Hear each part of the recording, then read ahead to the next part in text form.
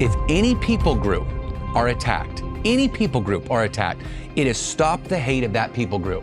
When Israel is attacked, it's free Palestine. When Israel attacked, it's, hey, we need to protect the attackers, and this isn't fair. So these are ignorant, uneducated people. Pastor Landon Schott heads Mercy Culture Church in Fort Worth, Texas, and he is fast becoming a leading voice for truth on issues that matter to every American. That includes our lawless southern border and the rise of anti-Semitic hatred. Here's more with Landon Schott. Just talking hot button issues, Pastor. A solution at the border, 10 million people flooding, probably more at this point, flooding into the United States, a recipe for disaster. Is there national security threat on so many levels?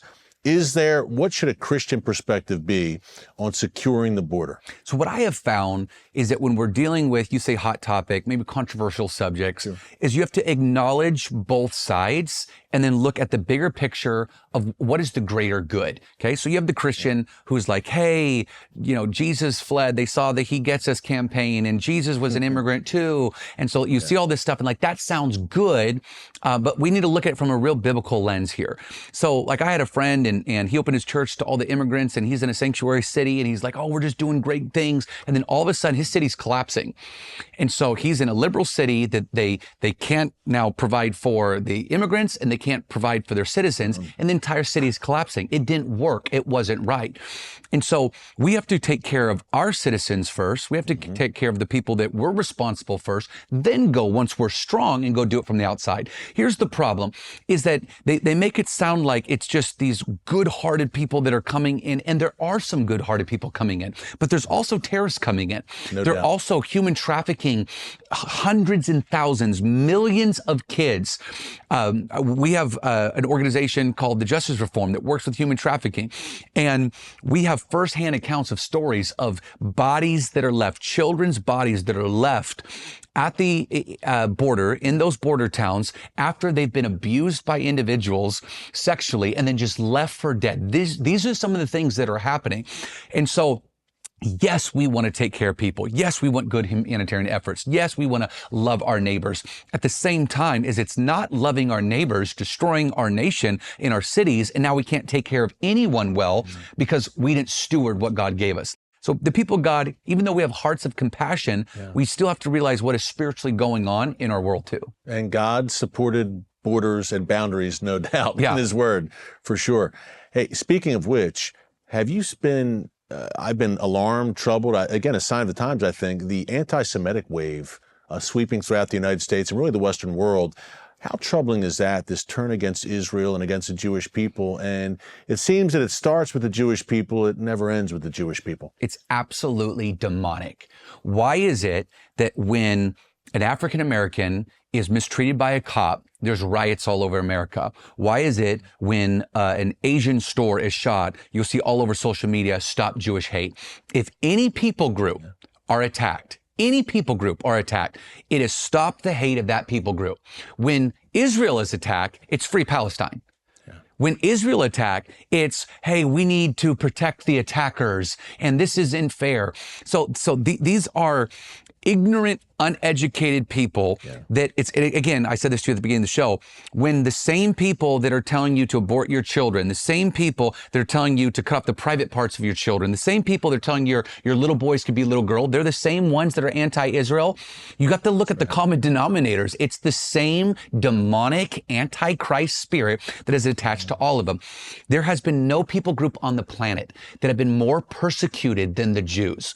They were the first slaves in human history. People always want to talk about the injustice of slavery. Those same people don't talk about the original slaves, which were the Jews. They're the ones that built the pyramids. They built ancient Egypt. So you have the original Jews that Herod tried to destroy because they were too much. Pharaoh tried to destroy them. We had a Holocaust. It wasn't close to 100 years ago that millions of Jews were destroyed. They were murdered. They were killed. They tried to annihilate a race. And then just recently, within a year ago, 1,600 Jews raped, killed, murdered innocently. Where was the Stop Jewish Hate? Nowhere. They're parading in our cities around America, free Palestine. Does this make sense? Of course not. So if it doesn't make sense, what's wrong? It's demonic. That's right. It is spiritual. And that is why the spirit of an age, the demonic spirit, is the Jews are the only people that you can legally and lawfully and culturally acceptable to hate in our nation is the Jewish people, just because it's demonic. Thanks again to Pastor Landon Schott for boldly calling on the body of Christ to step up and truly be salt and light in these dark times. Folks, if we don't do it, no one else is going to do it. Well, Pastor Landon just gave that strong defense of Israel. Coming up, I break down the latest out of the Middle East today. We had some very big developments that you're going to want to hear about. Israel is on the move and its enemies are reeling. If indeed one of Israel's greatest enemies of the modern era, Hezbollah leader Sheikh Hassan Nasrallah, is dead, what comes next? That's what everyone in Jerusalem is thinking about right now among Israel's leadership. And this is a good time to remind you of what Israel faces. Now, this is really a war on 7 fronts. Yes, Hamas kicked things off on October 7th, 2023 out of Gaza, but you've also got Hezbollah in Lebanon, of course. You've got Iraq and Syria and the Iran-backed Shia militias there. You have Yemen and the Houthis. You have Iran itself. And then you've got the West Bank, also known as Judea and Samaria on this program, because if the Bible calls it that, the biblical heartland, then it's good enough for us and then some. But 7 fronts, and we've called it the ring of fire that surrounds Israel on all sides, all Iranian-backed, all well-armed, well-funded Iranian terror proxies. Here's the problem for Iran.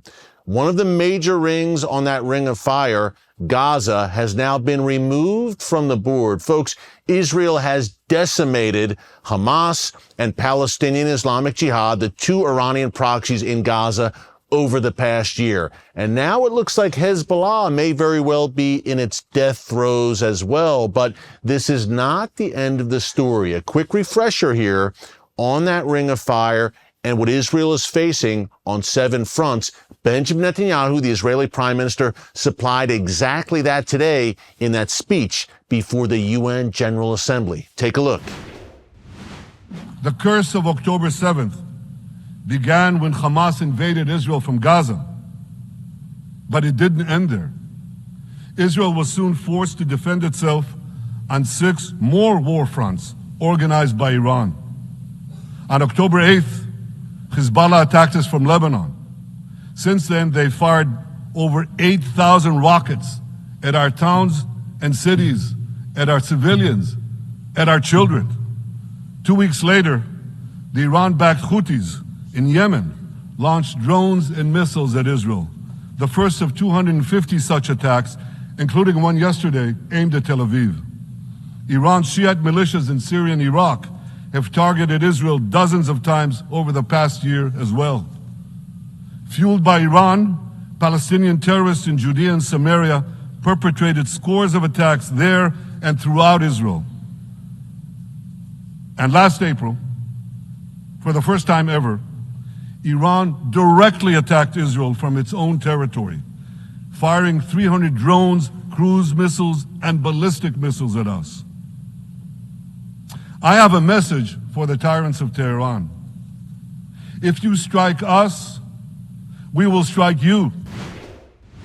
Folks, I always love when Bibi lays down the gauntlet at the UN. And helpful reminder here, Israel is the size of the state of New Jersey. Yes, Israel is that small. It is a tiny nation, and it's besieged on 7 fronts, as Netanyahu just laid out. Yet all of this emanates from the nation we call the head of the snake, and that is Iran. Not the Iranian people, by the way, who are the main victims of this wicked regime, but the regime itself. Wherever Iran goes, it seems that misery follows, whether it's Yemen, Syria, Iraq, Gaza, Lebanon, all chaos, all misery, all destruction, and all courtesy of the Iranian regime sinking its tentacles into these nations. Now, does Iran get directly involved against Israel now that Nasrallah, the Hezbollah leader, may very well likely be dead? Here's the big question, and we talked about it earlier this week on the show.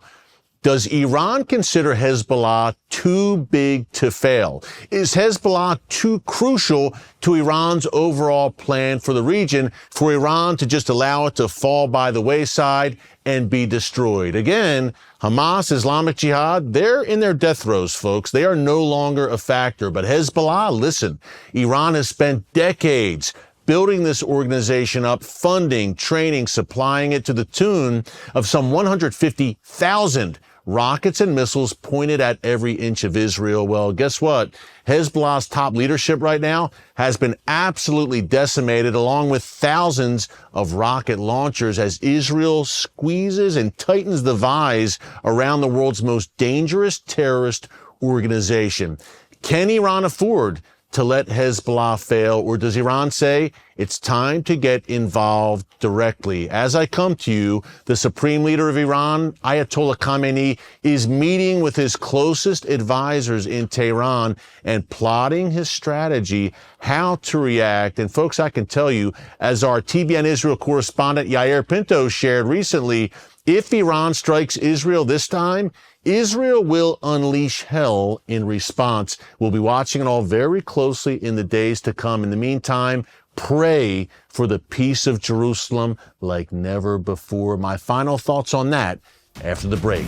Israel may very well have just eliminated the leader of Hezbollah, one of the Jewish state's most formidable foes for years and one of the world's most notorious terrorists.